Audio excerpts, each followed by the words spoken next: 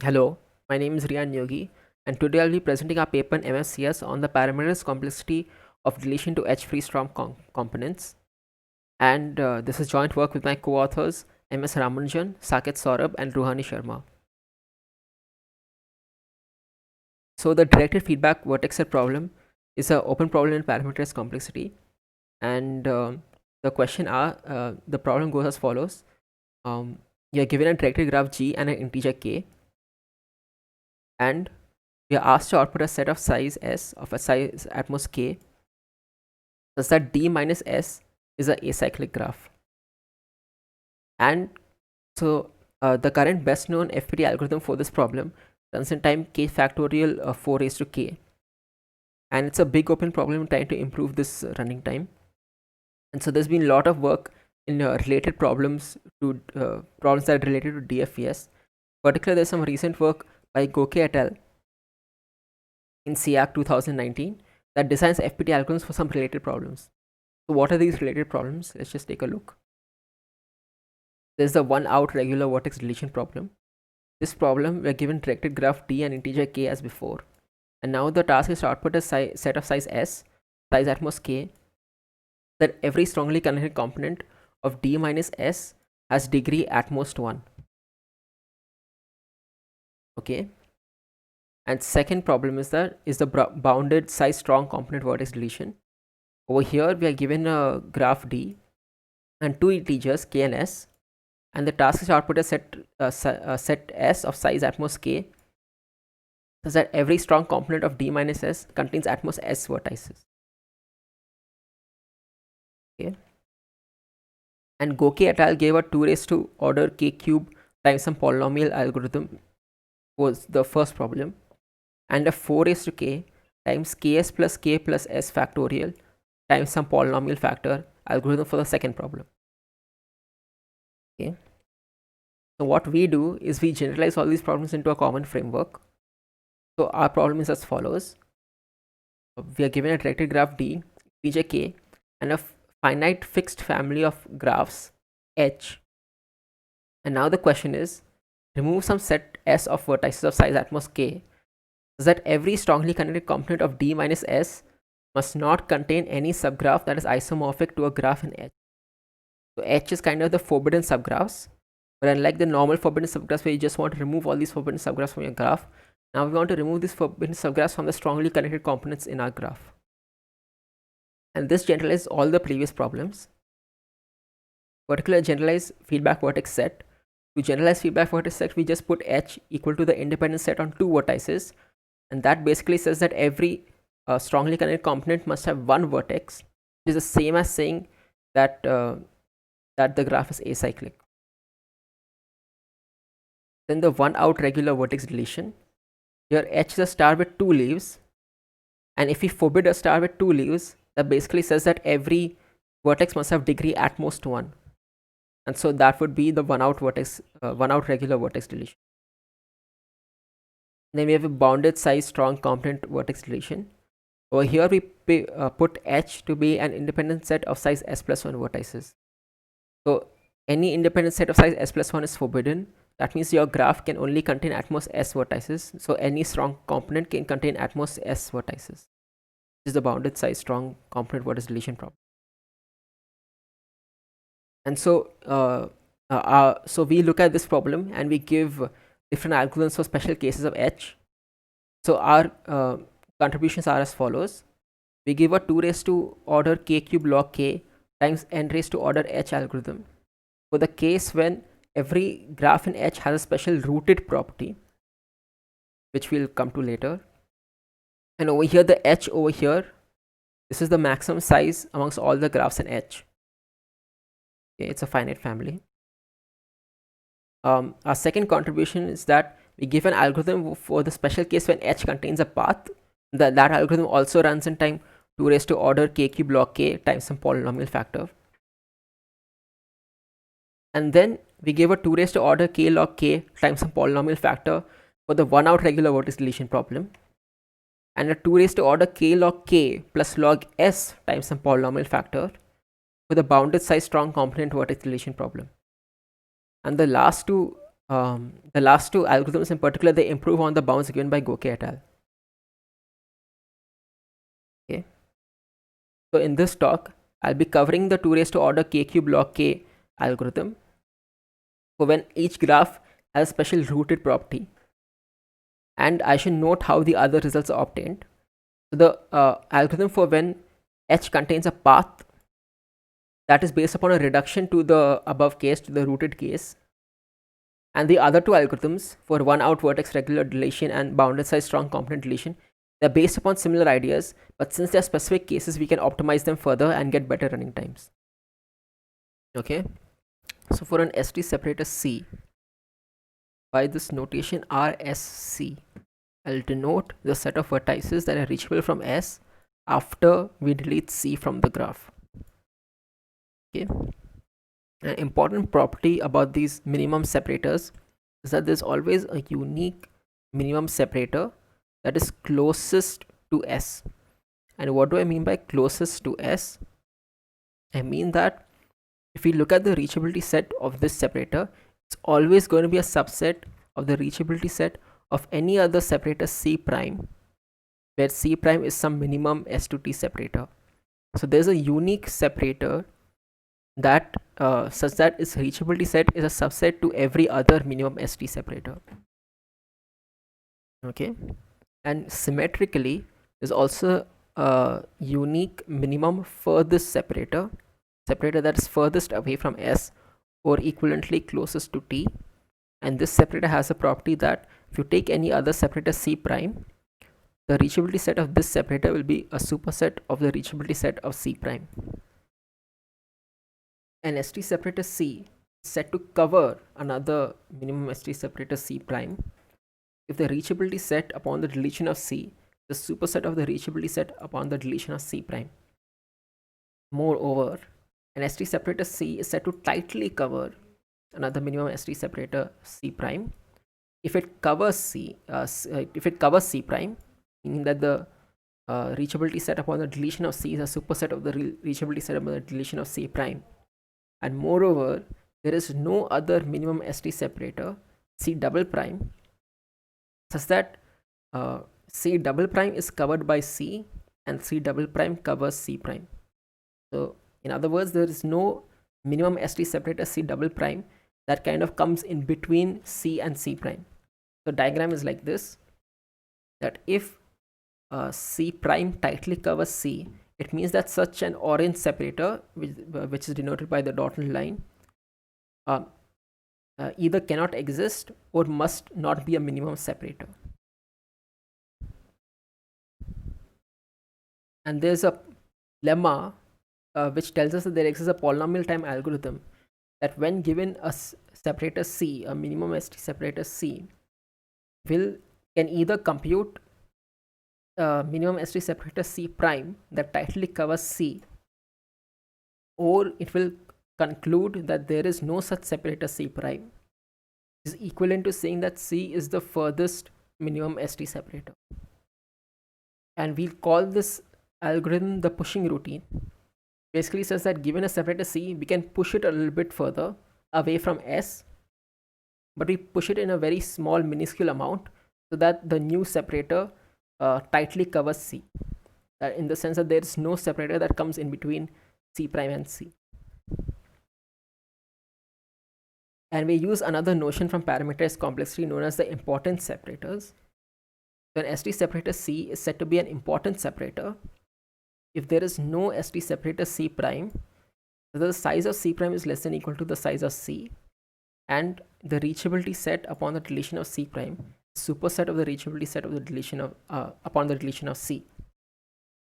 So what this says is that importance separators are the separators that if we try to push them further, we will have to increase the size of the separator. We cannot push the separator further without increasing the size.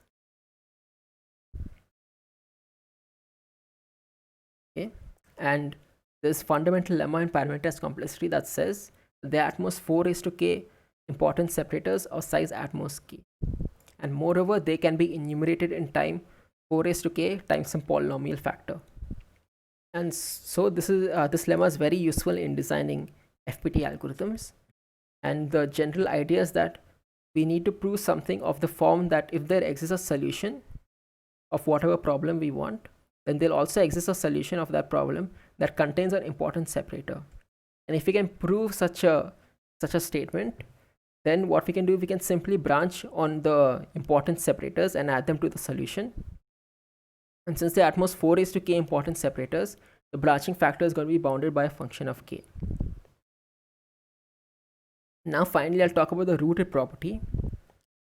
So a graph is rooted if there exists some vertex r, that every other vertex in the graph can be reached from r. So here r is known as the root of the graph. For example, this graph is rooted because every other vertex in this graph can be reached from this vertex r. And turns out that this property is very helpful in designing algorithms for our problem. And so we look at the special case where every graph in H is a rooted graph. Okay, so let's recall the problem. We're given a graph D, an integer k, and a finite family of forbidden graphs H. The task is to output a set S of size at most k, such that upon the removal of S, any subgraph, any strong component of D minus S should not have any subgraph that's isomorphic to a graph in H. And we're looking at a special case where every graph in H is rooted. And using the technique of iterative compression, we can show that it suffices to solve the following disjoint version of the problem. So this is the disjoint version of the problem. Here, in addition to the previous input, we are also given some extra input. They are given a solution W of size k plus 1.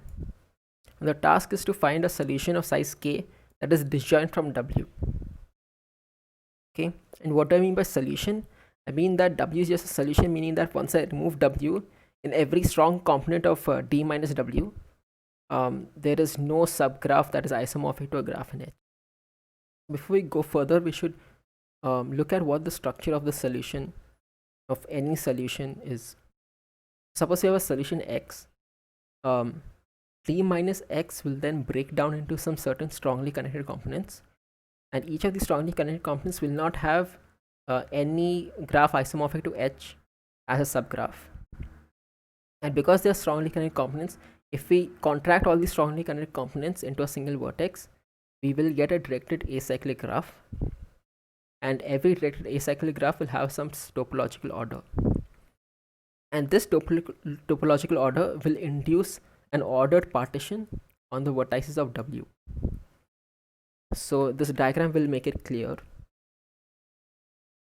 So here are these there are these 4 strongly connected components of D minus X, and the vertices shaded in red are the vertices of W. And we see that it's a partition of W because so for example, W1 is a set of vertices in W that are in the first strongly connected component, W2 set of vertices in W that is the second strongly connected component, and W3 are the vertices of W in the last strongly connected component. And we see that partitions W in these three subsets. But moreover, it's an ordered partition because the strongly connected components have a topological ordering. The same topological ordering gives an ordering on this partition of W. So in this case, we have W1 is less than W2 is less than W3. In other words, because of topological order, we cannot have arcs from Wi to Wj where I is greater than j. For example, we cannot have arcs like this from W3 to W2 or from W2 to W1 and so on. Okay. And so because we cannot have these arcs, that helps us in solving the problem. We start by guessing this ordered partition on W. So this is the first thing we do in our algorithm. We guess the ordered partition of W. And now the problem reduces to the following.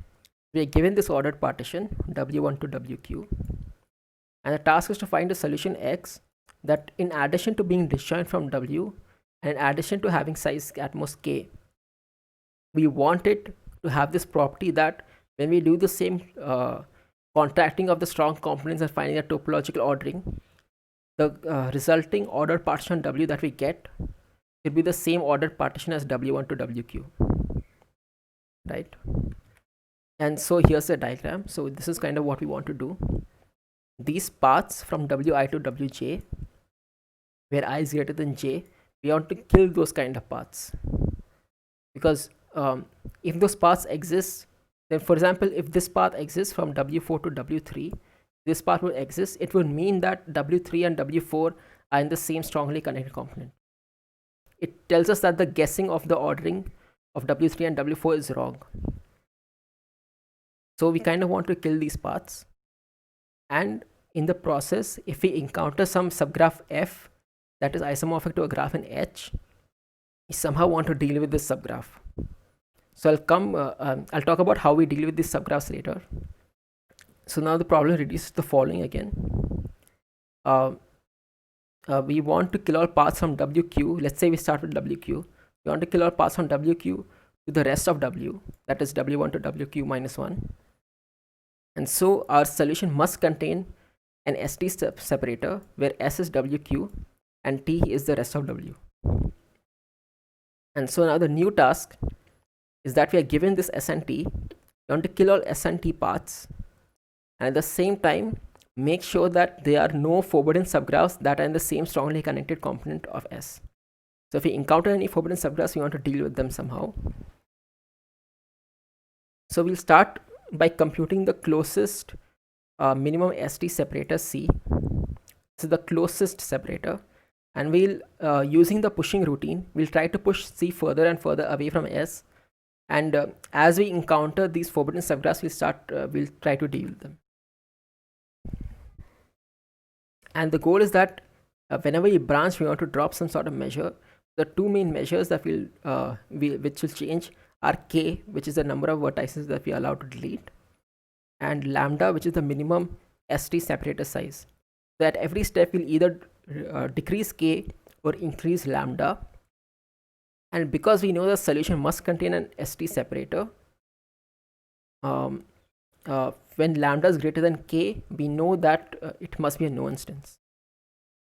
So when lambda is equal to K, one of our branches will either decrease K, in which case we make progress, or the other branch will tell us that it's a no instance. It will increase lambda, so it will tell us that it's a no instance. And so because of this, the algorithm will always terminate as a within some FPT running time. So initially we'll try to compute the closest ST separator and try to clean the reachability set of the separator. And what do I mean by clean? By clean, I mean that we break all these forbidden subgraphs that are isomorphic to H, such that the root of that subgraph is in the reachability set. And what do I mean by breaking a forbidden subgraph? We want to deal with this forbidden subgraph somehow, so that it's not in the same connected component as S. And there are three ways to do that. We can either pick a vertex from F into our solution, that is, we delete a vertex in F, or we make sure that all the vertices of F are not reachable from S. And because of the rooted property, this is equivalent to saying that there are no S to R paths where R is the root of F. So it suffices to kill all S to R paths, and this can be achieved by adding R to T and recursing. And because the algorithm tries to find all S to T paths, because we find tries to kill all S to T paths, because we add R to T, the algorithm will now try to kill all S to T union R paths. In particular, try to kill all the S to R paths also. And the third case, we want to kill U to S paths for some vertex U to F. And we show that it suffices to branch on all the important U to S separators in this case. And because they are at most 4 raised to K such important separators, the branching factor will be bounded by a function of K. So in the first and third case, we reduce the parameter K. In the second case, however, we will increase the minimum cut size lambda, and we'll see why. So recall that we add the vertex R that is in the reachability set of C to the set T. And so the diagram looks something like this. where we have this ST cut C, that is the closest ST cut. And because it's the closest ST cut, every other minimum ST cut must cover C. And so because we add R to T, it cannot be the case that any S to R separator can cover C, because R is in the reachability set of C.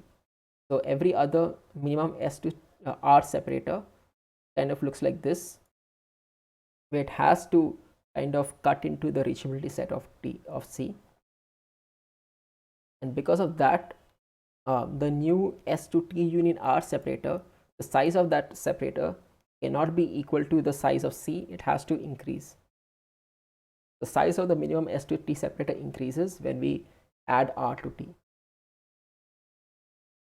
And now, so once you have cleaned C, once you have gotten rid of every forbidden subgraph in the reachability set of C, we try to push C to the next separator.